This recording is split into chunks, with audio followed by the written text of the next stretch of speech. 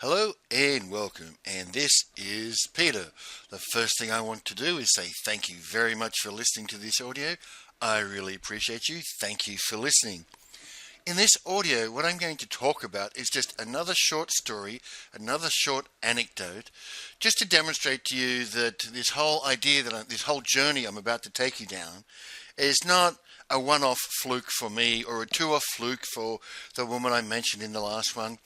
But there were many, many people who went through the Landmark Forum who were already sales reps of one type or other and who came out the other end far more successful than what they went in.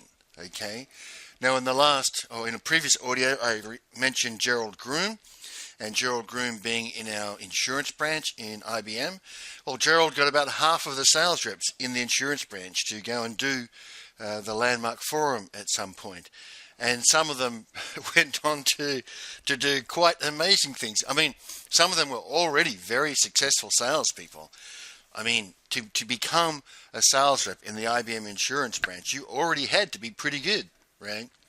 And some of the most successful sales reps in those branches, or in our branch, Gerald Groom persuaded to come and do the Landmark Forum. And it was fantastic. It was really fantastic. So I want to tell the story of a friend of mine from my forum who went on to do something quite amazing. And I'll tell you what that is. So her name, I'll just use her first name. Her name was Corinne, and she was a woman of fairly short stature. She was fairly short. So she had a little bit of a chip on her shoulder about being short. And she was a sales rep for, I think the modem firm that she was a sales rep for was a firm called Logitech. I think she did Logitech modems in Australia. Now, don't hold me to that. Like, this is February 1995, and now it's late December 2018. So exactly which modem she was selling, but I think it was Logitech or Logica or something else like that. But it was the number one modem company in Australia at the time. I had one, right? Whatever the name of it was, I had one. And they were recognized as the best quality modem in terms of keeping your connections, etc. And so Corinne, my friend Corinne, worked for this company. And she did very well in the year. She was a good salesman, and she did very well. And because this is February timeframe, February-March timeframe, so it's time to settle the accounts for the prior year and bonuses and all the rest of it. So according to her, and I only have her side of the story, according to her, they didn't pay her the bonuses that she felt that she was entitled to, and she got very upset about it. Now, her flatmate was a guy called Gary, and he was Director of Professional Services at Wang, and he'd also done all this stuff. So Corinne was in these follow-on 10-week session that you have after the forum, and we were talking about her situation and my situation, etc., just like friends do. And she's telling me that she's really upset that the modem company is not paying her bonuses as she thought she should be paid. And I said, well, if as a sales rep, if you don't get paid your bonuses, you leave. That's simple. Don't stick around as a sales rep. If you're a successful sales rep and the company that you're working for does not pay you as they agreed, you leave. Because sales reps can go anywhere, good ones. So look at me, I'm a failed sales rep, so I'm a failed salesman, so my options are a bit more limited. And so she then reported to me a conversation she had with her flatmate, Gary. And Gary said to her, how do you feel about not getting paid the bonuses that you're entitled to? And she said, I feel really upset about that. And Gary said, that's your problem. And she says, why? What's my problem? He says, when something doesn't go your way, when you don't get what you're supposed to get, when you don't get what you're entitled to, what you do is you play I'm a little girl and you stamp your feet and you say I'm upset, but you don't do anything about it. And she's like, yeah, that kind of fits me. And then he said, little girls get upset and stamp their feet. Professional salespeople, they get effing pissed off. Said Gary to her. This is what she reported to me. And I went, Yeah. As she's reporting this to me, I went, yeah, you don't cross a good salesman, right? You just, as an employer, you do not cross a good salesman because he'll get effing pissed off and he will walk, get up from his desk and walk out the door there and then. That's what professional salespeople do because they know. A professional salesperson knows that they can walk across the street and get the same money or better anywhere they want to go, right? So, excuse me. So, Corinne thinks about all this and she decides, okay, I'm going to go to the number 2 modem maker in the country, and I'm just going to walk into their office and tell them my story and tell them I want a deal with a big upside for high sales, and I'm going to do that, and I'm going to do everything I can to take down my former company.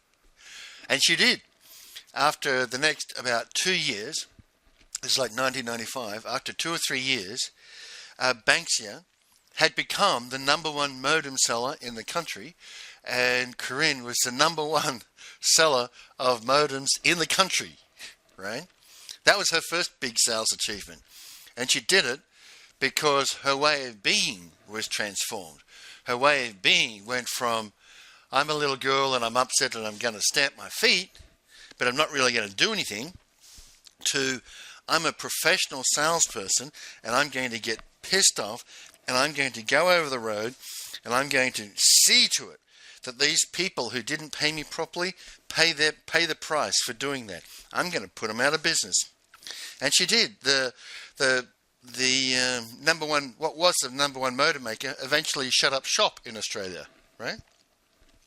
And Banksia got that market. And so I was like, wow, that's pretty impressive. That's pretty impressive. And then she joined IBM. We were still talking to each other. She joined IBM and went into PC sales in IBM. And I'm like, oh my God, Corinne, what are you thinking? Literally, what are you thinking going into the IBM PC division to sell IBM PCs? Nobody can sell IBM PCs. They're too expensive by comparison to the competitors. And the IBM PC division has been a mess for years. You're like, really? What are you thinking? She says, no, I'm going from modem to PCs. IBM have hired me from Banksia and put me into the PC division, and I'm going to sell IBM PCs. And I'm like, you're insane. Nobody has been able to sell any significant number of IBM PCs for like 5 years. This is like 1997, 98, something like that, right? Nobody's sold many of these things for years. It's not like being handed the poison chalice. It's like you're chasing after it. And so, we had this conversation. She says, no, I'll be fine. So anyhow, as the story goes, and this is a story, as the story goes, I moved from, Hitachi to Pricewaterhouse to Ardent. And at Ardent, I made a killing. I really did very well. I did 130% of my quota. And I had a very good year. And everyone was happy because at Ardent we were doing so well. Then we got bought out by Informix. And so, of course, I made Club at Ardent. And Club was at I think it was the beginning of April. Please, if I get things out by a week or two, forgive me. These things are 20 plus years ago and I'm 55. Okay. So I'll just say that. But I think it was at either the late March or early April was Club for Ardent. And this is the worldwide club. So everybody who made Club gets to go have pretty much a 3-day holiday in Hawaii, right? So I'm at the airport in Sydney and I'm getting into, it's obviously business class, and I'm getting on my flight. I'm checking into my flight in Sydney to fly to Hawaii for my club, okay? And I'm standing there with my wife and we're obviously facing forward in the queue, checking in. And I hear this, hey, Peter, how are you? And I turn around and it's none less than Corinne walking up behind us. So I bring her into our queue, the business class is short, so a couple of people, I bounced her a couple of spots in the queue. I was like, hey, Corinne, how are you? She goes, I'm great. And she goes, what are you doing? And I laughed at her and I said, oh, all those years I was a failed salesman and I couldn't sell anything. She goes, yeah, I remember that. How are you doing? And she goes, well, and I say, well, I'm off to club for my company because I just did 130% last year.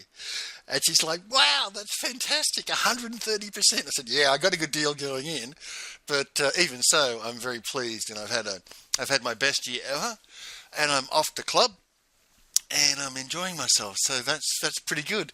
Me, the miserable failed salesman, sitting next to you all those evenings. I'm now a successful salesman. And she's laughing and she's saying, fantastic, that's really good. I'm really pleased for you. And Jennifer was there, and hi, Jennifer, and you must be so proud that Peter's finally come through all this stuff, etc., etc. And she's like, yeah, at least he doesn't whinge so much anymore, that sort of thing. So we're having a nice chat. And then I say to her, so what are you doing here? You're checking in onto this flight? She goes, yeah, I'm checking onto this flight. And I'm like, really? So let's get some seats together. And she says, I said, where are you going? What are you doing? She says, well, I made Golden Circle. And I'm like, what? Now, for those of you who don't know, in IBM, when you make your quota in IBM, you go to club. And about 70% of IBM reps yearly make their quota. And, the club for your quota is generally held somewhere in the country that you're working in because most of the sales reps go. But if you're in the top, I think it's 5% or 10%, it's very exclusive. If you're in the top 5 or 10%, I'm not quite exactly sure what the number is. Let's say 10%. But if you're in the top 10% of reps worldwide, then you get to go to a thing called Golden Circle, where, Golden Circle is it. If you've got a Golden Circle on your resume as an IBM rep, you are doing really, really, really well, right? And so when you meet an IBM rep who's been around like 10, 15 years, one of the first things they'll manage to get into the conversation when you first meet them is how many Golden Circles they've been to, because it's a big deal in IBM. Getting to a Golden Circle in IBM is a big deal. So here's Corinne checking into this flight for her first Golden Circle. And of course, I knew exactly what it was, so I reacted with great surprise. I'm like, what? You are going to Golden Circle selling IBM PCs? Are you kidding me? And she's like, nope, I had a great year last year. This is 1999. I had a great year. We did a big deal with one of her customers, and we sold massive numbers of IBM PCs, and I sold enough IBM PCs to make Golden Circle. And I'm like, wow, that is really impressive.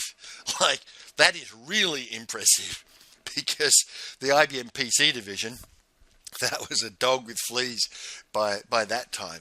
And she made Golden Circle selling IBM PCs. Okay? So if you want to know how good this landmark training is, if what you are committed to is being a great salesman, this training, this journey I'm going to take you on is so good that a woman can even make Golden Circle selling IBM PCs in 1999. That's how good this is. And Corinne, the next time I was talking to Corinne, she'd been promoted and she was special assistant to a guy called Phil Bullock, who was then the managing director of IBM. So she'd got the job. Obviously, the managing director can pick any special assistant that he wants, right? So Phil Bullock had chosen Corinne to be his special assistant for a year. And that's like the gold star in IBM. If you are the rep that gets to be the special assistant to the managing director for a year, that's the gold star. You are really going places in IBM. Because obviously there's only one of those per year, right? And I knew Phil fairly well from my time at IBM. When I was at IBM, Phil was the director for the finance region, so he was my director. And he'd moved on, 8 years later to being managing director, 8 or 10 years later to being managing director. So she went on to be the special assistant to the managing director of IBM Australia from 5 or 6 years earlier being an angry little girl stamping her feet who didn't get her bonus paid for by her modem maker employer, right? Just think about that, right? Just think about that. With IBM and the number of great sales reps at IBM, although that has dwindled over the years, someone who was selling modems moved on to selling the number 2 modem seller in the country, distinguished herself enough that she got a job at IBM, and in IBM sold so many PCs, she actually went to Golden Circle and was eventually chosen to be the special assistant to the managing director of IBM Australia. Think about that, gentlemen, because that's pretty freaking unbelievable that somebody could do that. That it actually could be done. That is unbelievable. That's not a normal sequence of events, gentlemen. Right? It's not a normal sequence of events. For one, IBM rarely hired sales reps from outside the industry. IBM had a very long-term record of recruiting young and bringing salesmen through the process. So very rare for IBM to hire a salesman or a salesperson into a business, particularly a business as bad as the IBM PC business. Unheard of in that time for a person in the IBM PC business to make Golden Circle, and she went on to be special assistant to the managing director. And I don't know what happened to her after that. I haven't looked her up on LinkedIn for years and years and years. So I just wanted to tell you that story, gentlemen, that what you're about to travel through, this journey that you're going to go on, and it's going to take a while. Don't expect results in the first 4 weeks, although that does happen sometimes, as happened with the girl that I mentioned in the previous one. Went and did the forum and made 3 times the quota in the first month afterwards. That does happen, but don't be putting your money on it, right? Don't be betting on that don't be betting on that happening. But over time, if you listen and go through this set of audios, or even better, go do the Landmark Forum, so that after that I can train you on becoming a hugely successful business intelligence salesman. If you just follow the journey, follow the training, do what you're asked to do, you'll come out the other end a successful business intelligence salesman, 100% guaranteed. All you have to do is stick at it and don't be dead. Okay? If you stick at it and don't be dead, you'll be successful. If you don't do what you're asked to do, if you don't stick at it, you won't be successful, more than likely. You may still be successful, but more likely won't be. If you're dead, well, we can't work with dead people. Okay? Oh, I can't work with dead people as far as I know, right? So I just wanted to tell you that story because it is a really good demonstration of just how successful someone can be following on from doing this sort of training and then going out there and being just the best damn salesperson that she can be, right? So with that, I'll say thank you very much for listening, and bye for now.